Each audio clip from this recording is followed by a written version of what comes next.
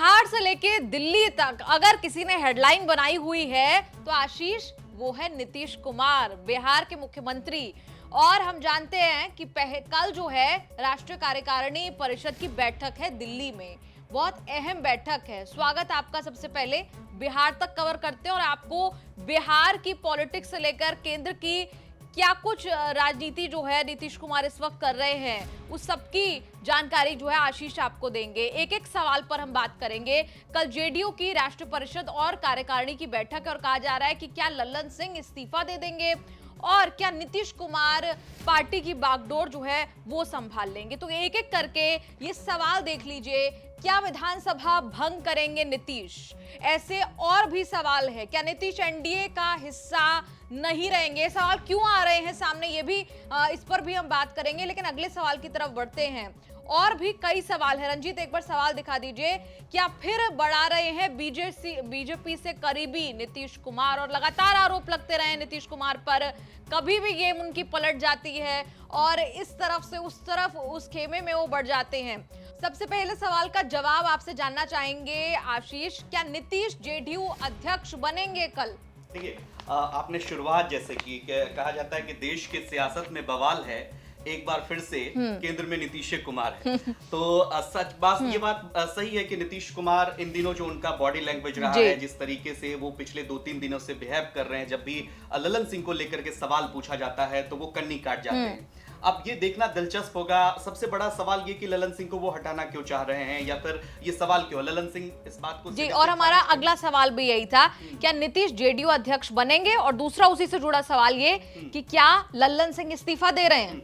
क्योंकि देखिए, बीते 2-3 दिनों से जेडीयू नेताओं के आप बयान सुनेंगे, इस बात को वो खारिज करते आए हैं। लल्लन सिंह जब भी मीडिया के सामने उन्होंने बयान दिया, इस बैठक को लेकर के भी उन्होंने कहा कि इस तरह की कोई बात नहीं है और इस्तीफा जब भी देंगे तो पत्रकारों से। और आज 1 घंटे की बैठक हुई है, ये भी बता दीजिए। दोनों नेताओं की 1 घंटे की मुलाकात हुई है, लेकिन मीडिया से बचते रहे। मीडिया फ्रेंडली है नीतीश कुमार, लल्लन सिंह दोनों, लेकिन जब बच रहे हैं तो कुछ न कुछ जो है, कहते हैं ना कि जहां धुआं है वहां आग जरूर है। तो नीतीश कुमार और लल्लन सिंह दोनों बच रहे हैं। जाहिर सी बात है कोई ना कोई एक बड़ा फैसला निकल करके सामने आएगा।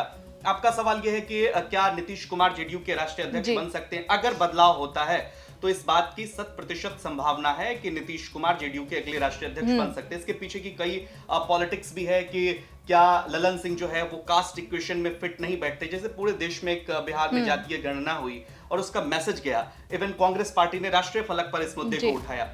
तो उस जातीय गणना में भी जो जिस कास्ट से लल्लन सिंह आते हैं उस कास्ट पॉलिटिक्स में भी फिट नहीं बैठते हैं। दूसरी बात दर्शकों को जानना ये जरूरी है कि जेडीयू के अंदर का जो इंटरनल पॉलिटिक्स है उसमें कुछ नेताओं से लल्लन सिंह की खटपट की खबरें हमने लगातार कवर की, अपने देखा भी दर्शकों ने।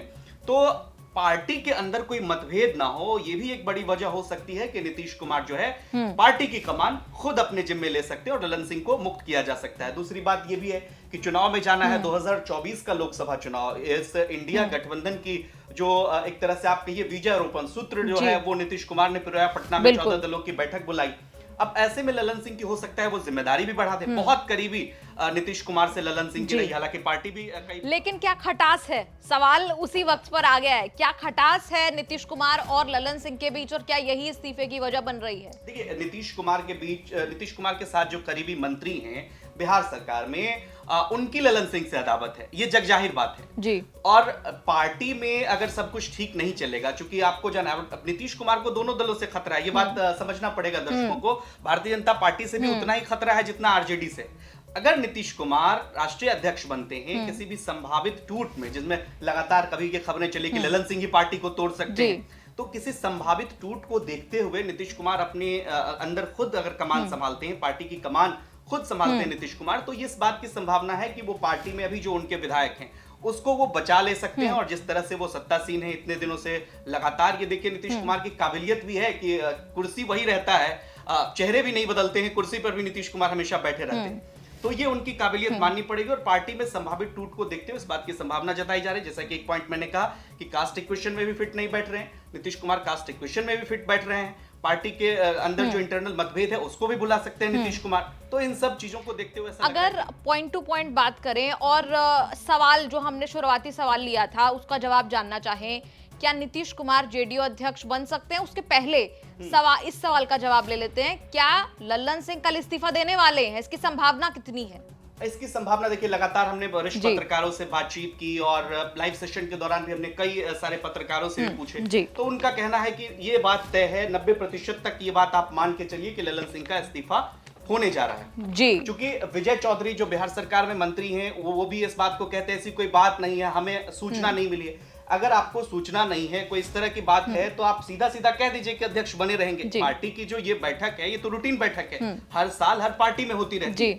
खुल करके ये बात कह देना चाहिए था कि अध्यक्ष बने रहेंगे, लेकिन कहीं ना कहीं अंदर खानी ये बात चल रही है नेतृत्व परिवर्तन की बात। और अगर नेतृत्व परिवर्तन होगा तो इस बात की संभावना है कि नीतीश कुमार पार्टी की कमान संभालेंगे और लल्लन सिंह का इस्तीफा हो सकता है। वो खुद पेशकश कर रहे हैं। और एक दिलचस्प बात यह है, लोकसभा चुनाव में जाने से पहले सूत्र बताते हैं कि लल्लन सिंह ने खुद इसकी पेशकश की है कि हम भाई पार्टी के अध्यक्ष पद छोड़ने के लिए तैयार। जी, तो 2 सवालों के जवाब हमें यहाँ पर मिल गए।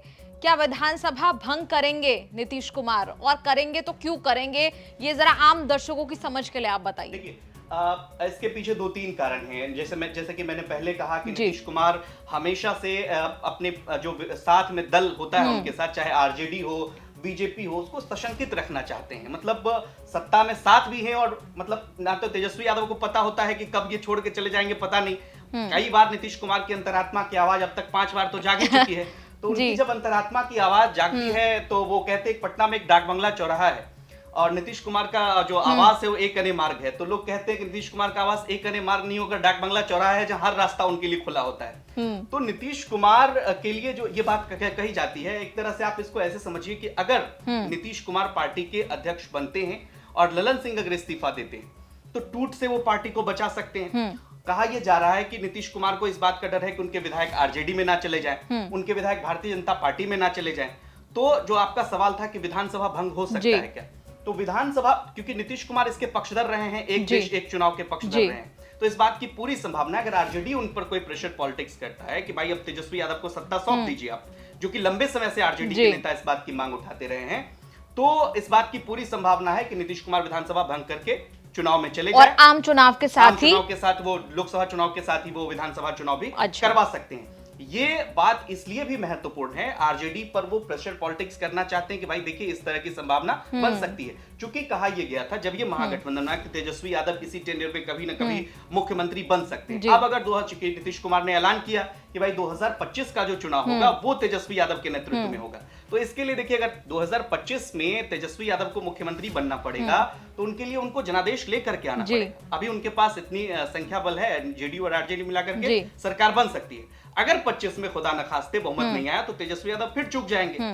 तो ये एक संभावना नीतीश कुमार हमेशा तलाश के रखते हैं। और 2024 में अगर एक साथ चुनाव होता है, पार्टी फायदे में रही, नीतीश कुमार फिर से अगर किंग मेकर बनने की भूमिका में होंगे तो लंबे समय तक वो फिर से मुख्यमंत्री का दावा ठोक सकते हैं। जी, अगला सवाल आ गया है, क्या नीतीश इंडिया का हिस्सा नहीं रहेंगे? अब देश की थोड़ी बात कर लेते हैं। बिहार से निकलकर अब हम बड़ी पिक्चर के बारे में बात कर रहे हैं।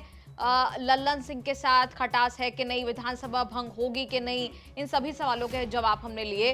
कल राष्ट्रीय कार्यकारिणी की बैठक है और उसे इस परिप्रेक्ष्य में देखा जा रहा है कि जो बड़े फैसले हैं ये बड़ी पिक्चर के लिए लिए गए हैं। 2024 का चुनाव है, इंडिया गठबंधन में हमने कई बार देखा, चौथी बैठक हुई, हम साथ में कवर करने गए थे, कहा गया कि नीतीश कुमार नाराज होकर चले गए। उस परिप्रेक्ष्य में 2024 के परिप्रेक्ष्य में कैसे आप देख रहे हैं इस डेवलपमेंट को? अगर सिलसिलेवार तरीके से नीतीश कुमार के बॉडी लैंग्वेज, उनके बयान को देखें तो इस बात की संभावना कम नजर आती है। उनके पॉलिटिकल सियासत के अंतिम पड़ाव में है नीतीश कुमार, इस बात को समझना पड़ेगा। और इसका सूत्रधार नीतीश कुमार जब हैं तो अगर वो छोड़ते हैं, जैसे बहुत सारे लोग कहते हैं, राजनीतिक विश्लेषक कहते हैं कि कोऑर्डिनेशन में उनको नहीं जगह मिला, उनको संयोजक नहीं बनाया गया। अरे भाई, जो आदमी 17 साल से मुख्यमंत्री है उनको कोऑर्डिनेशन के लिए, संयोजक बनाने के लिए संयोजक जैसा पद उनके लिए कुछ भी नहीं है। और अगर एक बात बताइए, पंजाब में अगर अरविंद केजरीवाल और कांग्रेस पार्टी के बीच समझौता होगा तो नीतीश कुमार क्या करेंगे? ममता बनर्जी और लेफ्ट में बंगाल में समझौता होगा तो नीतीश कुमार क्या करेंगे? केरल में लेफ्ट और कांग्रेस पार्टी में समझौता होगा तो नीतीश कुमार क्या करेंगे?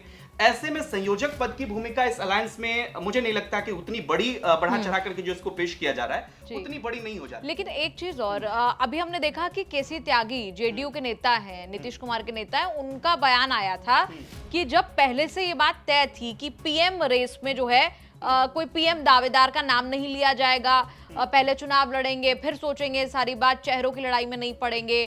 तो फिर उन्होंने नाराजगी इस बात पर जताई। तो फिर दो ऐसे मीटिंग में, बैठक में दो ऐसे प्लेयर्स क्यों उठ खड़े हुए और उन्होंने क्यों कह दिया कि जी मल्लिकार्जुन खड़गे को आप पीएम का दावेदार आप बना दीजिए या फिर पीएम प्रोजेक्ट कर दीजिए इंडिया अलायंस की तरफ से। नाराजगी तो दिखी जेडीयू में पीएम वाले नाम को लेकर।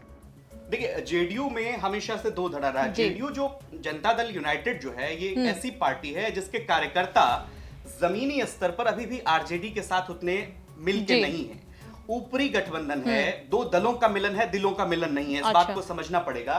नीतीश कुमार जब 2005 में सत्ता से हुए, थोड़ा सा बैकग्राउंड अपने दर्शकों को समझाना चाहेंगे, तो वो आरजेडी के विरोध में ही सत्ता में आए थे नीतीश कुमार। तो अभी भी देखिए, महागठबंधन की जो सरकार, इससे पहले की सरकार चल रही थी, आरजेडी के विरोध वाली ही सरकार चल रही थी, कार्यकर्ताओं का दिल नहीं मिला। लेकिन केसी त्यागी ऐसे धड़े के नेता हैं जो हमेशा से एनडीए के पक्षधर रहे हैं। इस बात को कहने में कोई गुरेज नहीं। हमारे स्टूडियो में भी आए थे तो तारीफ करके गए थे एनडीए के कई नेताओं की, और उनकी अच्छी खासी पैठ भी है एनडीए के नेताओं में अभी फिलहाल। लेकिन थिंक टैंक है पार्टी के, ये बात मानना पड़ेगा। केसी त्यागी जब ये बात कह रहे हैं तो वो मजे हुए पॉलिटिशियन, वो जान रहे हैं कि एक तरफ अपार जन समर्थन के साथ नरेंद्र मोदी जैसे व्यक्ति सत्ता में बैठे हुए हैं, उनके सामने आप कोई फेस को आगे करके चुनाव नहीं जीत सकते। ये बात तय हो चुका है। विधानसभा चुनाव के भी हमने परिणाम देख लिए, 5 राज्यों के, एक अगर तेलंगाना की बात अगर छोड़ दे तो कहीं ना कहीं इस बात का उनको एहसास है। फेस को आप आगे करके नरेंद्र मोदी को चुनौती नहीं दे सकते। आप क्या कहते हैं, कोई रोड मैप बनाइए, कोई एक साझा कार्यक्रम बनाइए, कोई एक रोड मैप जब तक आप तैयार नहीं करेंगे तब तक, इस बात का जिक्र केसी त्यागी ने कई जगहों पर किया है। तो इसलिए वो नहीं, चूंकि अब नीतीश, हर व्यक्ति की महत्वाकांक्षा होती है, और केसी त्यागी जब बैटिंग कर रहे होते हैं तो निश्चित रूप से नीतीश कुमार के लिए करेंगे, और नीतीश कुमार को लंबे समय से पीएम पद के लिए प्रोजेक्ट किया जाता है। ऐसी बात नहीं है कि जेडीयू में उनकी अगर हैसियत अभी 17 सांसदों की है तो प्रधानमंत्री नहीं बन सकते हैं। इस देश ने गुजराल को देखा, इस देश ने कई ऐसे प्रधानमंत्री को देखा जो कम सीट पर भी मतलब अपनी दावेदार रखते हुए वहां तक पहुंच गए। तो इस बात की संभावना है। अगर आप पहले से ही नीतीश कुमार को नाराज कर देंगे, एक ऐसे नेता है नीतीश कुमार जो उत्तर से लेकर के दक्षिण तक हर राजनीतिक दलों को एक किया, पॉलिटिकल आइस ब्रेक जिसको कहते हैं, इस पूरे इंडिया गठबंधन में अगर किसी नेता ने किया है तो उसका नाम नीतीश कुमार है। आप उस नेता को नाराज कर देंगे अगर, तो फिर दिक्कत हो जाएगी। केसी त्यागी इस बात की हमेशा से वकालत करते रहे हैं। तो मुझे लगता है कि इसमें, इस बात में उनमें दम भी है कि आप ऐसे समय में चुनौती देने जा रहे हैं। 2 से 3 महीने का वक्त बचा है अब, और अगर फेस टू फेस अगर आप बात कर ले, नरेंद्र मोदी के सामने आप कोई चेहरे की बात कर ले, तो वहां पे दिक्कत हो सकती है। और इसलिए केसी त्यागी इस बात को उठाते रहे हैं। और मुझे लगता है कि प्रेशर पॉलिटिक्स, जो मैंने पहले भी कहा कि आरजेडी पर एक दबाव बनाने की, आरजेडी के भी नेता, कई नेता नीतीश कुमार को पीएम पद के रेस में बताते रहे, उनके पीछे की भी पॉलिटिक्स है कि वो तेजस्वी यादव, अगर नीतीश कुमार केंद्र की राजनीति में जाते हैं तो तेजस्वी यादव यहाँ सीएम बन जाएंगे। लेकिन अगर नीतीश कुमार के बयान को आप देखें, लंबे समय से इस बात को वो नकारते रहे हैं कि उन्हें कुछ नहीं चाहिए। और इस बैठक में, चूंकि हम लोग जब कवर कर रहे थे तो अंदर खाने से ये खबर आई कि नीतीश कुमार कह रहे हैं पहले सीट शेयरिंग की बात कर लीजिए। भाई, हमारे एमपीज ही नहीं रहेंगे, एमपीज नहीं जीतेंगे तो फिर बना करके क्या करेंगे। प्रधानमंत्री की बात मल्लिकार्जुन खड़गे भी कहते नजर आए। और जो हमारा सवाल था, क्या इंडिया गठबंधन से, जो हम देखते रहे हैं कि बिहार की राजनीति में गुलाटी तो मारते रहे हैं नीतीश कुमार, आप अनप्रेडिक्टेबल हैं उस मामले में कि कब, अंतिम समय तक जी, और इसीलिए कल की बैठक को लेकर इतने कयास लगाए जा रहे हैं, इतनी बातें कही जा रही हैं कि क्या इस्तीफा हो जाएगा, क्या वो ही पार्टी को अब संभालने वाले हैं।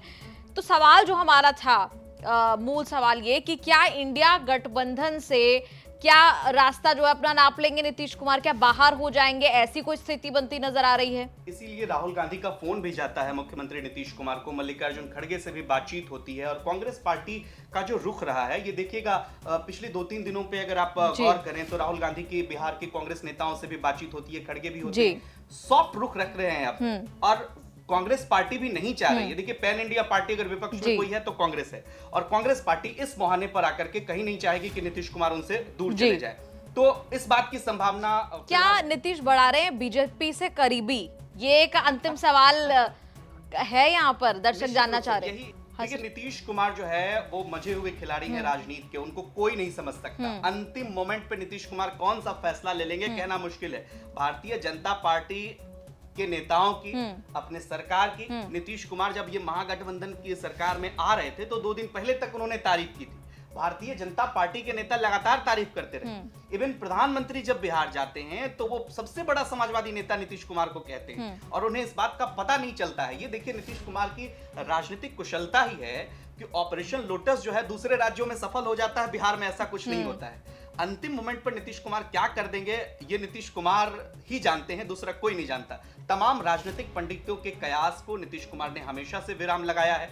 कब क्या कर लेंगे, क्योंकि कल बैठक होनी है और नीतीश कुमार जब एयरपोर्ट पे पहुंचे, ये एक्सक्लूसिव जानकारी हम अपने दर्शकों को भी दे दें। राकेश सिन्हा भारतीय जनता पार्टी के राज्यसभा सांसद उनका वेलकम करते हैं और नीतीश कुमार हाथ जोड़ करके मुस्कुराते हुए आगे बढ़ जाते हैं। तो वो मैसेज हर समय हर क्षण देना चाहते हैं। तेजस्वी यादव के मंत्री को भी हमेशा वो हड़काते रहते हैं कि भाई सिर्फ जो है आप अपना प्रचार मत करिए, सरकार की बात करिए। तो नीतीश कुमार एक ऐसे नेता हैं जो अपने इशारे से, अपने जवाब से अपने सहयोगियों को अनकंफर्टेबल करते रहे और अंत तक कंफ्यूज भी रखते हैं। अंत तक कंफ्यूज भी रखते हैं, यही तो उनकी खासियत है। और देखिए ना कि आरजेडी भी उनके साथ उसी तरीके से, उसी शिद्दत के साथ उनके साथ बनी हुई है।